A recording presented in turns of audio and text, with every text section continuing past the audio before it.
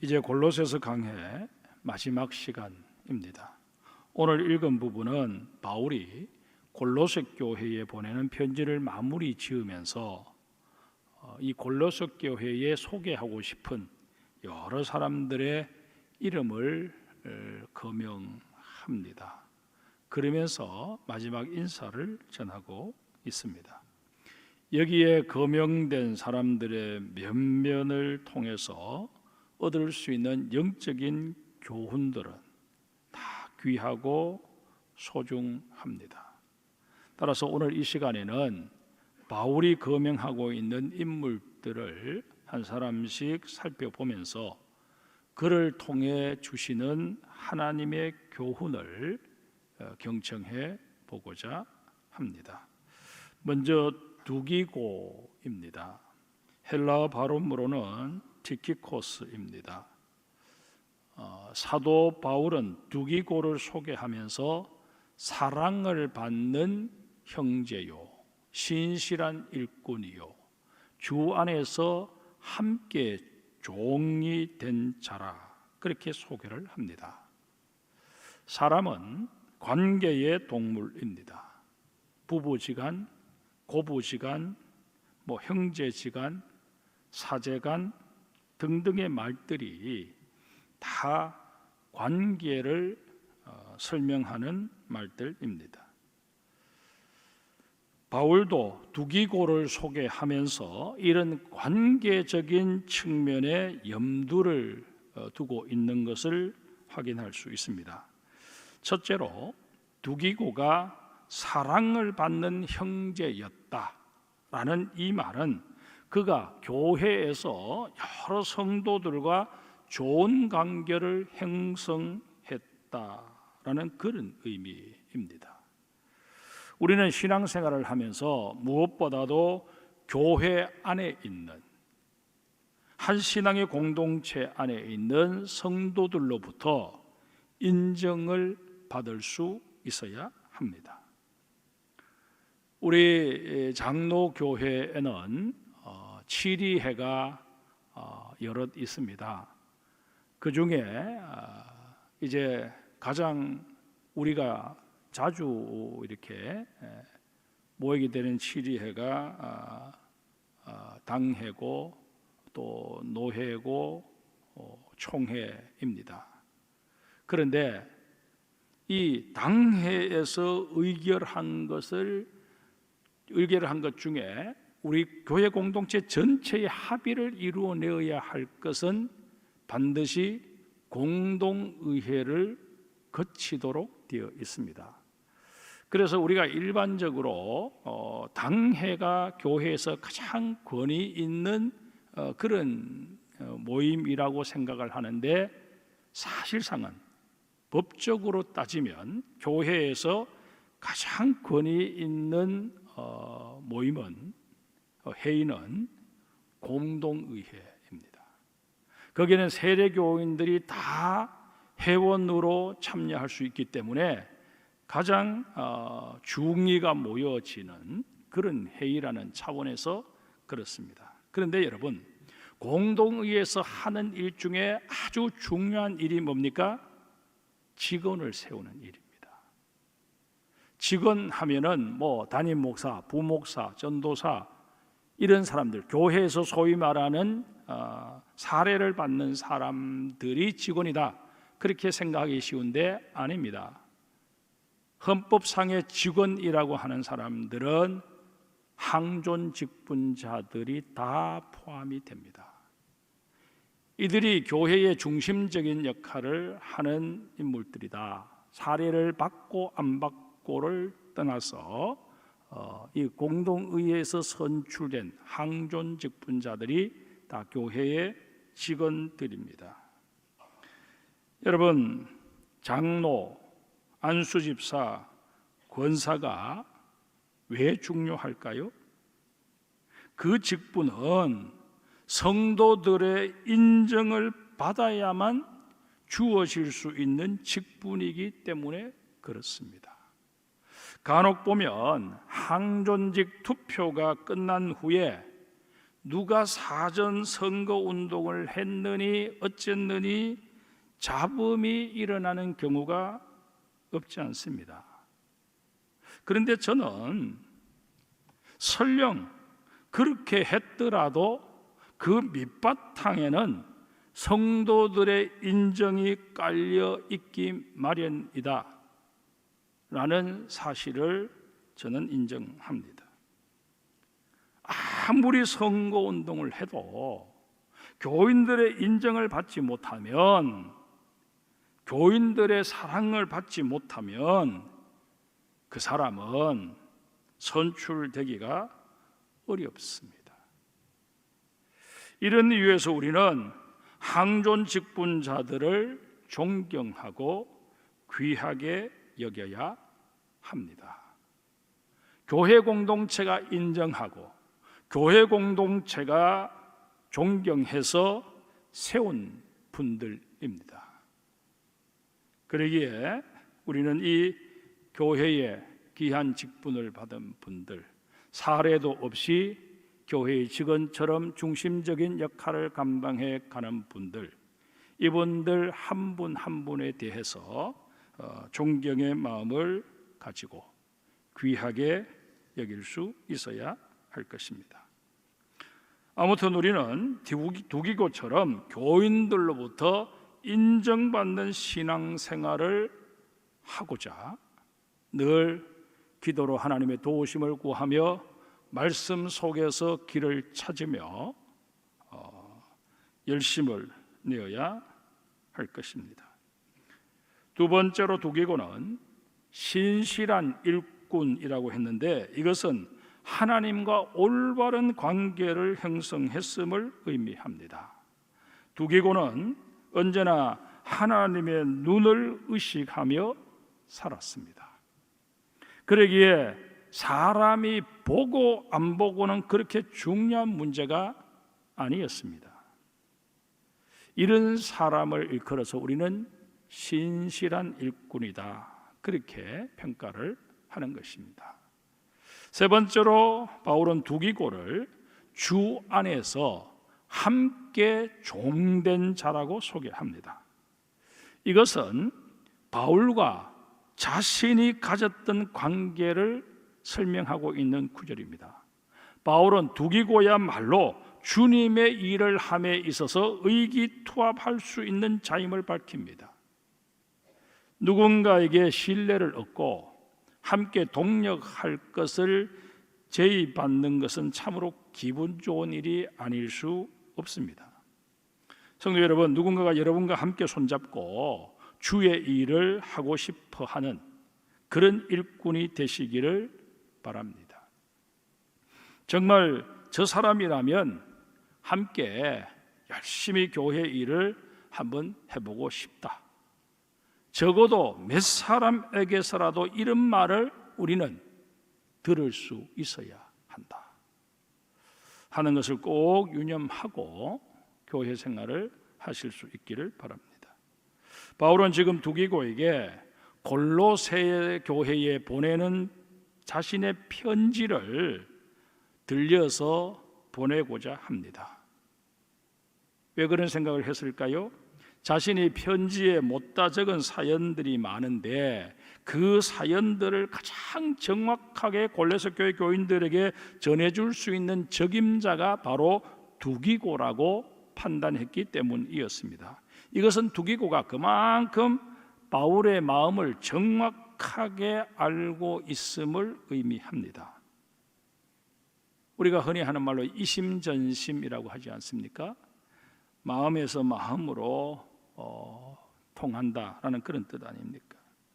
내 마음을 정확하게 헤아려 줄 수 있는 친구가 서너 명만 있어도 그 사람은 행복한 사람입니다. 우리도 누군가에게 이런 행복을 안겨줄 수 있는 사람이 되어야 합니다. 가깝게는 아내나 남편의 마음을, 또 부모님이나 자녀들의 마음을 잘 헤아려 줌으로써 그들을 행복하게 하고 나아가 내 주변에 있는 누군가를 행복하게 해줄 수 있는 우리가 되어야 할 것입니다. 다음으로 바울은 오네시모를 언급합니다. 헬라어로 오네시모는 오네시모스라고 읽습니다. 오네시모는 빌레몬서의 주인공입니다. 오네시모는 빌레몬의 종이었습니다. 그런데 무슨 연고에선지 주인집을 도망쳐서 로마에서 도피 생활을 하다가 바울을 만나 그리스도인이 된 인물입니다. 빌레몬서 1장 11절에 보면 바울이 오네시모를 원주인인 빌레몬에게 돌려보내면서 그가 전에는 내게 무익하였으나 이제는 나와 내게 유익하다라고 말합니다. 살아있는 생명체는 늘 변하기 마련입니다. 사람도 예외가 아닙니다. 그런데 변하되 좋은 쪽으로 변해야 합니다. 약했던 사람이 강하게 되고 거만했던 사람이 겸손해지고 이기적이었던 사람이 남을 헤아릴 줄 알게 되고 무익했던 사람이 유익한 사람이 되는 이런 좋은 방향으로서의 변화를 경험해야 합니다. 도망자 오네시모는 그 누구에게서도 환영을 받을 수 없었고 사랑은 더더욱 받을 수 없었습니다. 처음에는 이 오네시모의 신분을 잘 몰랐기 때문에 그와 가까이 지냈던 사람들도 나중에 그가 도망한 종이라는 사실을 알게 되는 순간 다 거리를 두고 또 그간 가졌던 관계를 정리하려고 하는 그런 사람들이 대부분이었습니다. 그러나 바울을 만나 예수 그리스도 안에서 새롭게 태어나게 되면서 상황은 완전히 바뀌었습니다. 이것이 바로 복음의 힘입니다. 그러기에 우리 역시 복음을 받은 자로서 무익한 인생에서 유익한 인생으로 변화되었음을 믿고 그에 걸맞게 인생을 꾸려갈 수 있어야 합니다.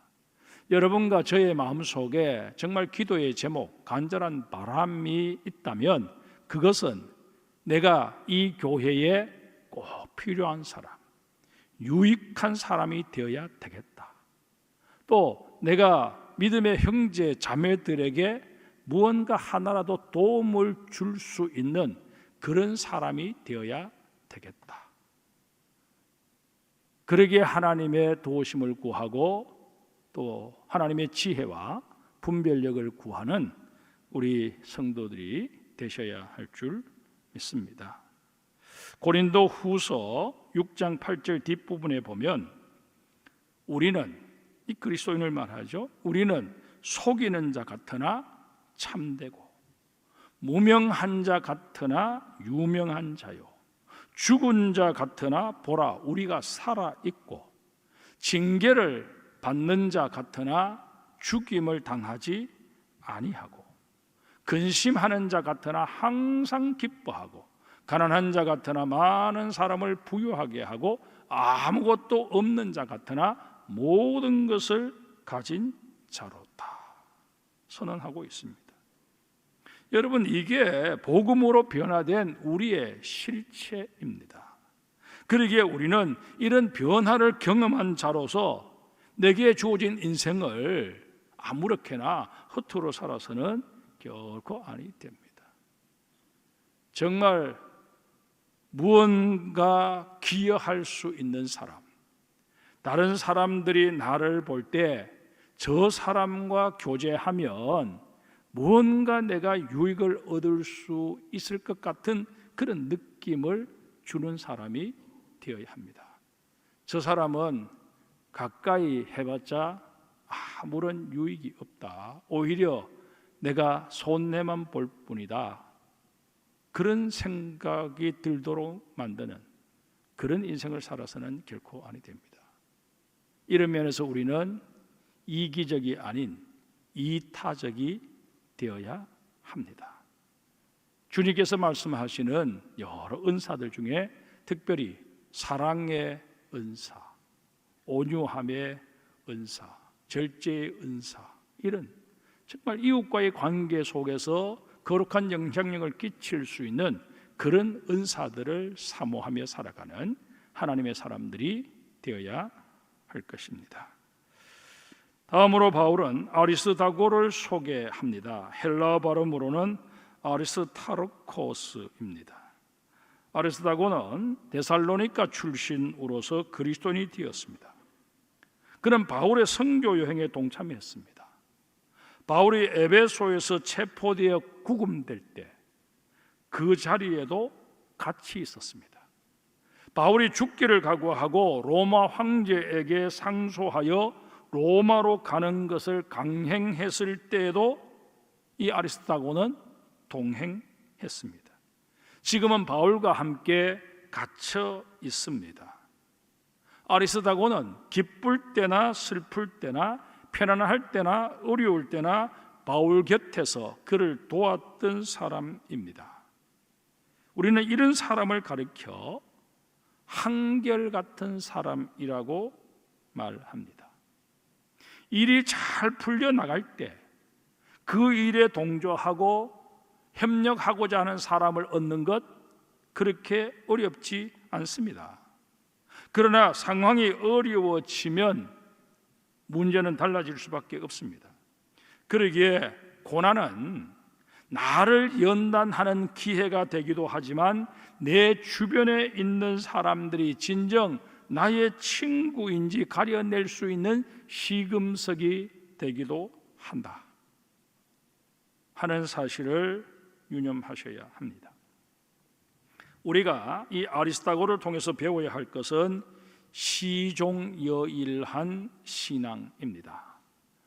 처음과 끝이 동일한 그런 신앙을 가져야 한다는 것입니다. 상황에 따라서 자로나 우로나 치우쳐버리는 그런 인생이 아니라 정말 주님을 위해서라면, 복음을 위해서라면, 주님께서 피로 값주고 사신 교회를 위해서라면 모든 것을 기꺼이 포기할 수 있는 심지가 굳은 사람을 주님께서는 찾고 계십니다. 변덕이 죽을 듯 하는 그런 모습이 아니라 정말 에스더처럼 죽으면 죽으리라 라는 그런 각오로 교회를 사랑하고 주님을 사랑하고 내 사랑하는 믿음의 형제 자매들을 사랑할 수 있는 그런 우리가 되어야 할 것입니다. 아리스다고처럼 정말 이런 주님이 정해놓으신 이 기준에 부합되는 그런 내가 되기를 소망하며 오늘도 하나님의 도우심을 바라며 성령님께서 내 속에 역사하여 주시기를 바라는 우리가 되어야 할 것입니다. 이어서 바울은 마가를 소개합니다. 헬라 발음으로는 마르코스입니다. 마가는 우리가 잘 알고 있는 대로 바나바의 생질 조카입니다. 이런 연줄로 해서 마가는 바울과 바나바가 주동이 된 첫 번째 전도 여행에 동참하게 됩니다. 하지만 고생을 모르고 자란 마가에게는 그 여행이 너무 힘에 벅찼습니다. 마가는 내가 괜한 고생을 사서 한다 그렇게 생각하고선 몇 번이나 집으로 돌아가려고 했습니다. 그러나 차마 말을 꺼내지 못하고 계속 끌려가다시피 피종적으로 선교여행을 이어갔습니다. 그러던 중에 일행이 위험한 지역으로 들어가려고 하자 더는 버티지 못하고 고향으로 돌아가 버립니다. 그런데 추측해 보건대 이렇게 중도에 포기하고 돌아온 마가를 환영해 준 사람이 교회 내에도 집안에도 별로 없었던 것 같습니다. 마가의 어머니 마리아는 성도들의 모임을 위해 자기 집 다락방을 아예 내어줄 만큼 열심히 교회를 섬겼던 여인이었습니다. 그런 여인이 중도의 선교 여행을 포기하고 돌아온 아들을 잘했다고, 잘 돌아왔다고 그렇게 칭찬했을 리 만무하지 않겠습니까? 이런 홀대 속에서 마가는 자신의 나약한 성품을 되돌아보게 되고 새로운 각오를 다지게 됩니다. 우리가 흔히 하는 말로 아픈 만큼 성숙하게 된 것입니다. 이에 마가는 한 번 실수는 병가지 상사라는 말을 입증하듯이 이제 그 다음에는 완전히 달라진 그런 모습을 보이게 됩니다. 사람은 누구나 실수할 수 있습니다. 인생을 잘못 살 수도 있습니다. 그러나 그로 인해 마치 인생이 끝장난 것처럼 낙심하고 좌절해서는 아니 됩니다. 다시 용기를 내어서 일어서야만 합니다. 하나님께서는 여러분과 제가 완벽한 인생 살기를 기대하지 않으십니다. 오히려 7.8기의 정신으로 오뚜기처럼 다시 일어서는 그런 신앙인이 되기를 원하십니다. 히브리서 10장 38절에 나의 의인은 믿음으로 말미암아 살리라. 또한 뒤로 물러가면 내 마음이 그를 기뻐하지 아니하리라 말씀하십니다. 우리가 왜 뒤로 물러가면 안 되는지 그 이유를 39절에서 밝힙니다. 우리는 뒤로 물러가 멸망할 자가 아니요 오직 영혼을 구원하며 이르는 믿음을 가진 자니라. 내가 신앙생활을 하면서 자꾸 뒷걸음질치고 미끄러지면 그런 나를 유심히 지켜보는 사람들이 나로 인해서 실족할 가능성이 높다는 것입니다. 나 또한 그렇게 계속해서 신앙의 태보를 보이게 되면 결국 내 인생은 망할 수밖에 없다는 것입니다. 여러분, 신앙에는 뺏기어가 없다 하는 말들을 다 들어보셨을 것입니다. 힘들고 또 지쳐서 잠시 머물러 있을 수는 있습니다. 그러나 여러분, 자동차를 잠시 가다가 신호등에 걸리든 어쨌든 브레이크를 밟고 섰을 때 그때마다 우리가 시동을 끄는 것은 아니지 않습니까? 물론 요즘 자동차는 연료 아낀다고 시동이 꺼져버리는, 자동으로 꺼져버리는 그런 자동차도 있기는 있습니다만 어쨌든 우리는 곧 다시 출발할 것을 예견하고 시동을 끄지 않고 계속 그렇게 걸어둔다는 것입니다. 그래서 다시금 힘이 축적되면 또다시 몇 걸음이라도 앞으로 전진하는 그런 신앙생활을 해야 한다 하는 것을 꼭 명심하실 수 있기를 바랍니다. 이런 신앙이 영혼을 구원함에 이르는 믿음을 가진 신앙입니다. 내가 끊임없이 힘들고 어려움에도 불구하고 주변 사람들이 나를 바라볼 때 저 정도면 이제 지칠만도 한데, 저 정도의 시련을 겪으면 이제 좀 저 입에서 불평도 나오고 원망도 나올 만한데 전혀 그렇지 않은 나 자신을 주변의 사람들이 보게 된다면 예수를 믿으려면 저분처럼 믿어야지. 저분은 어떤 면에 있어서 우리 장성교회에서 나의 롤 모델이야, 이렇게 얘기해 줄 수 있어야 여러분들이 누군가의 영혼을 구원함에 이르게 하는 그런 믿음을 가진 존재가 될 수 있지 않겠습니까?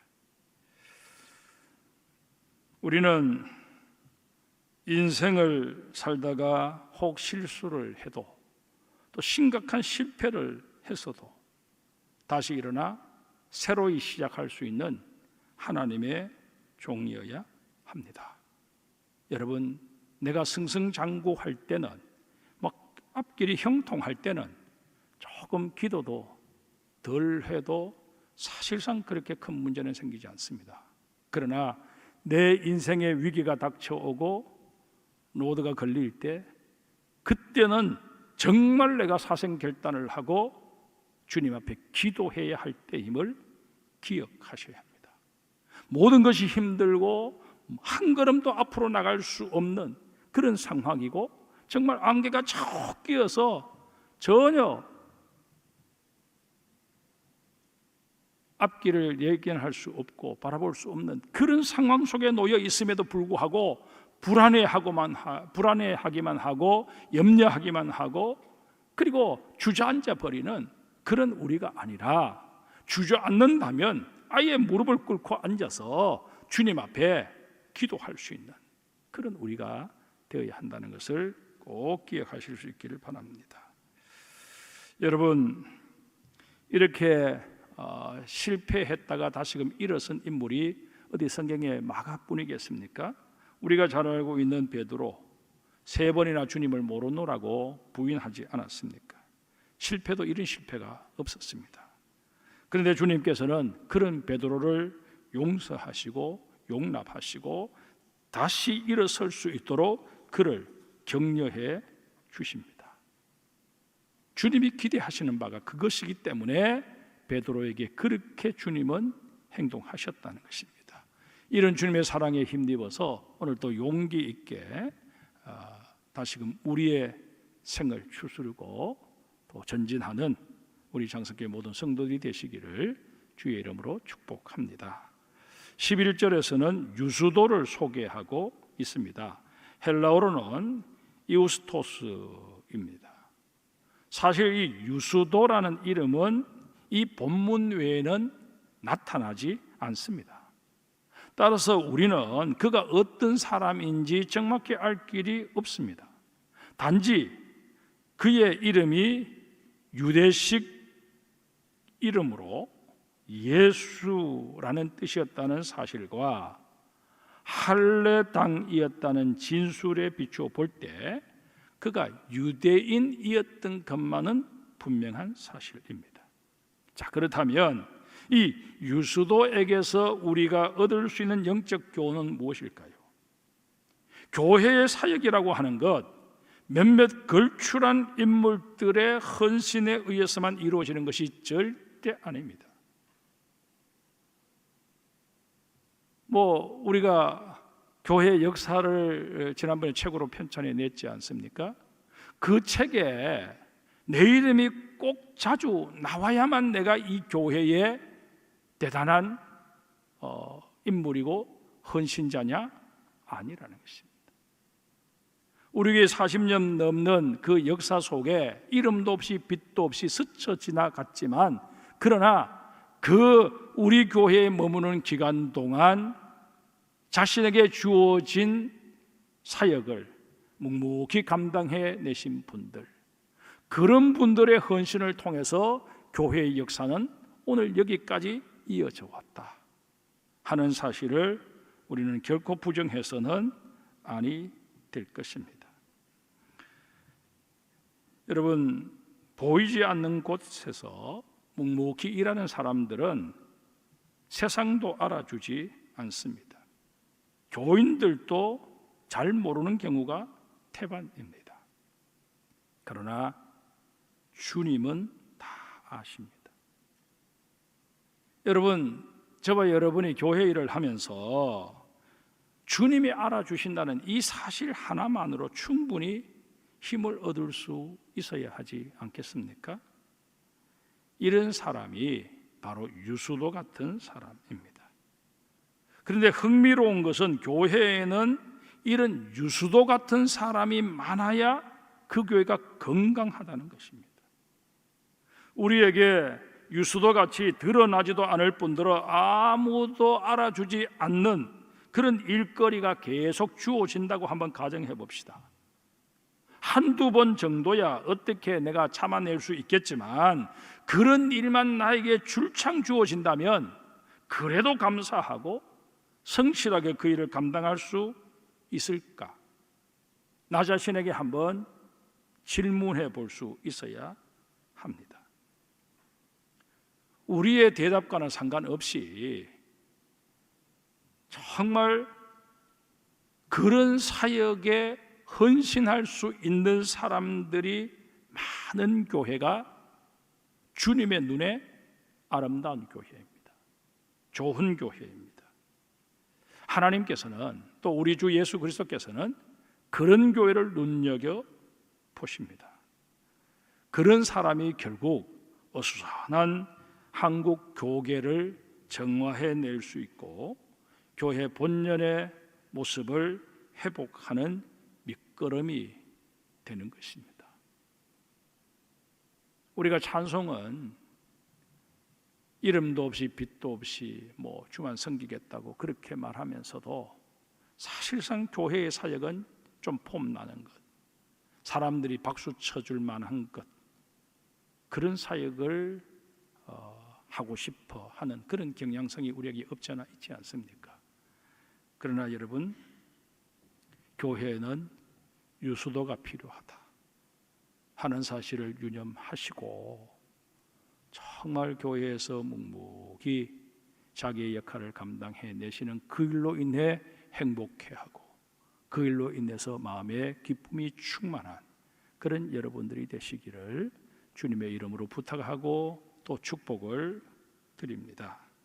12절에서는 에바브라를 소개합니다. 헬라어로는 에파프라스로 읽습니다. 12절 13절 한번 볼까요?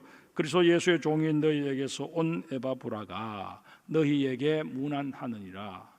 그가 항상 너희를 위하여 애써 기도하여 너희로 하나님의 모든 뜻 가운데서 완전하고 확신 있게 서기를 구하나니 그가 너희와 라오디게아에 있는 자들과 히에라볼리에 있는 자들을 위하여 많이 수고하는 것을 내가 증언하노라. 에바브라는 골로새 출신입니다. 그리고 골로새에 인접해 있는 라오디게아와 히에라볼리에 복음을 전하고 교회를 세웠던 인물입니다. 그러나 에바브라의 진가는 그다음 애써 기도한다라는 말에서 찾아볼 수 있습니다. 여기서 말하는 애써는 헬라어로 아고니조마이인데 경기장에서 목숨을 걸고 싸우는 모습을 일컫는 말입니다. 과거 격투를 하기 위해서 그 경기장에 들어가게 되면 어쨌든 한 사람이 죽어야 그 경기장에서 나올 수 있는 게 검투사들의 운명 아니었습니까?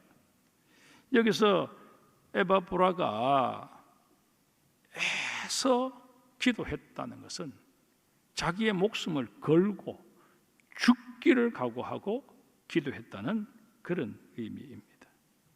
에바브라는 지금 바울과 함께 로마에 있지만 골로새 교회와 라오디게아 교회 그리고 히에라볼리 교회를 위해서 매일같이 정말 피를 토하는 듯한 심정으로 하나님께 기도를 드리고 있다는 것입니다. 우리는 흔히 교회의 성장을 교인 수의 증가나 재정의 증액으로 판단합니다. 그러나 엄밀한 의미에서 그것은 드러난 열매입니다. 정말 성장하는 교회는 기도하는 교회요, 말씀을 사모하고 실천하는 교회입니다. 그 교회를 구성하고 있는 성도들이 말씀을 통해서 믿음을 얻고 기도를 통해서 능력을 체험하게 되면 눈에 보이는 성장이라고 하는 것은 저절로 이루어지게 되어 있습니다. 에바브라처럼 교회를 위해서, 목회자를 위해서 모든 힘을 다 기울여 기도하는 사람들의 수가 증가할 때 그 교회는 성장하지 않으려야 않을 수가 없어질 것입니다. 왜 그럴까요? 기도를 통해 임한 하나님의 능력이 교회의 성장을 주도해 가기 때문입니다. 기도하는 사람에게 임하는 그 성령의 충만함이 이 교회를 운행해 가기 때문입니다. 여러분, 성령의 역사 없이 우리가 인위적인 노력으로 이 교회에 사람을 많이 채워 놓는다고 해서 그게 무슨 의미가 있겠습니까? 계속 인간적인 냄새만 더 진동할 뿐이지 않겠습니까? 정말 우리가 기도하고 성령의 사람이 되어서 그래서 한 사람 한 사람을 정말 사랑하는 마음으로 그들의 영혼을 주의 전으로 인도해 왔을 때 거기에 하나님이 원하시는 성장의 역사가 일어나게 된다 하는 것을 꼭 유념하시기를 바랍니다. 다음으로 바울은 누가를 언급합니다. 헬라식 발음은 루카스입니다. 누가는 의사였습니다. 그 당시 의사라는 직업이 천한 대접을 받았던 것은 사실입니다. 그러나 여러분, 그렇다고 해서 그들이 가지고 있었던 그 전문적인 기술 자체가 부정된 것은 아니었습니다. 동의보감의 저자로서 오늘까지 그 이름이 오르내리고 있는 허준을 한번 볼까요? 그는 당시에 의사들의 신분이 중인이었음에도 정승의 반열까지 오르는 영광을 누리지 않았습니까? 그 이유가 무엇이었을까요? 그가 갖는 의술 때문이었습니다. 누가 역시 비록 천한 신분이기는 했지만 자신이 가지고 있는 그 전문적 기술을 통해 얼마든지 편안하게 돈 많이 벌어서 떵떵거리며 살 수 있었을 것입니다. 그러나 누가는 그 전문성을 그저 자기 배를 채우는 방편으로 쓰지 않았습니다. 복음 사역을 위해서 쓰고자 병약한 바울의 주치의가 되어서 그 힘든 선교 여행에 동참했습니다. 여러분, 집 나가면 고생이다 그런 말을 하지 않습니까? 이게 우리나라에만 적용될까요? 어느 나라 할 것 없이 똑같습니다.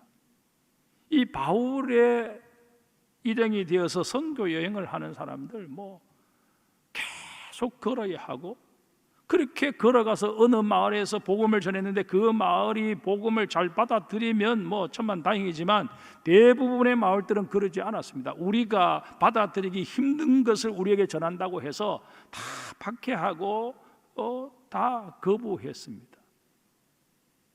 그것을 가록 한번 당하면 모르지만 이게 매 도시마다 그런 대접을 당하면 이들도 사람인데 왜 지치지 않겠습니까? 왜 열심히 식지 않겠습니까? 그럼에도 불구하고 이 누가는 바울 곁을 지키며 누가복음과 사도행전을 집필하는 열정까지 보입니다. 누가는 여러분과 제가 가지고 있는 전문성을 주를 위해 어떻게 사용할 것인가에 관해 분명한 답을 주고 있습니다. 여러분들이 세상에서 쌓는 그 경험들, 그게 단지 세상에서 여러분 돈벌이 하라고 하나님이 주신 것일까요? 꼭 그런 것은 아닙니다. 그 전문적인 경험을 통해서 하나님 나라 확장과 또 교회 내에서 도움을 필요하는 사람들에게 기꺼이 도움의 손길을 펴라고 여러분들에게 세상에서 그런 경험들을 하게 하신다 하는 사실을 여러분 유념하셔야 합니다. 여러분들이 자녀들을 위해 기도할 때 전문 분야에서 뛰어난 자가 되게 해달라고 기도하셔야 합니다. 그런데 그렇게 되고자 하는 목적이 분명해야 합니다. 바로 솔리데오 글로리아, 오직 하나님의 영광을 위하여 우리 아이가 자기 전공 분야에서 두각을 나타내게 하여 주옵소서. 그리고 그 전공 분야에서 공부한 것 어떤 형태로든 하나님 나라 확장을 위해서 선용할 수 있는 아이들이 되게 해달라고 기도하셔야 합니다. 마지막으로 데마에 대해서 잠깐 살펴보고 마치겠습니다. 데마의 헬라식 표기는 데마스입니다. 데마에 관한 기록은 바울 서신서에 3번 언급되고 있습니다. 이 골로새서와 거의 같은 시기에 기록된 빌레몬서에서는 데마를 나의 동역자로 지칭합니다.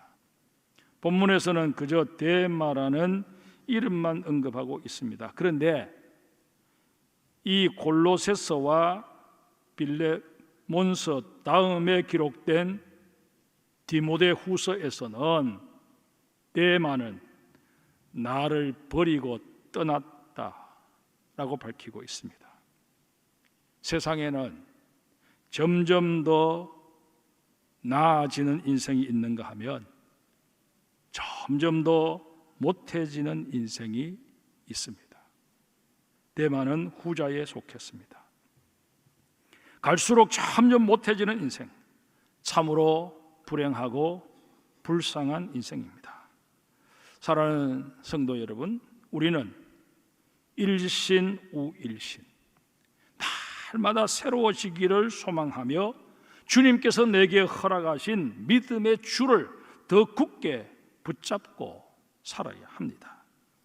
우리에게 좋은 본을 보인 두기고, 오네시모, 아리스다고, 마가, 유수도, 에바브라, 그리고 누가, 이들 모두는 주님께서 허락하신 믿음의 줄을 붙잡고 살았던 증인들입니다. 주님께서는 이들이 필요하셔서 이들에게 은혜를 베푸셨습니다. 그들을 그들 되게 하신 것입니다. 우리 역시 이런 은혜를 누리는 복된 인생, 자랑스러운 인생이 되어야 한다. 주님 말씀하십니다. 내가 너를 필요로 해서 불렀다.